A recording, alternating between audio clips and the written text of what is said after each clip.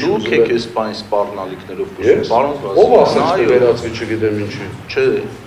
Պարոն Մեսրոպյան, Բա մենք ուզում ենք աշխատանքային, ուզում ենք աշխատանքային ընդհանրապես ես ամեն ինչ արել եմ, որ Բայց եք լսում ով ասաց կվերածվի չգիտեմ ինչի։ Ես։ Չէ, ես ասում եմ, որ իսկապես պետք է կարողանանք փոխադարձ սպառնալիքի մասին չպիտականում։ Ես եմ ասում դիտարկում դա որպես սպառ։ Պարոն Մեսրոպյան, չի կարելի։ Շարունակեք ձեր իհարկե չի կարելի, իհարկե շատ բան։ Թույլ մի տվեք ընդհատել, ես էլ կորեկտությունը չեմ ասում։ Առաջինը սպառնալիքի դեսվով ոչ մեկի մեջ չխոսամ եք, երկրորդը գիտեք շատ լավ որ չեմ վախենում, չեմ վախեցել, չեմ էլ վախենալու։ Եվ երկրորդը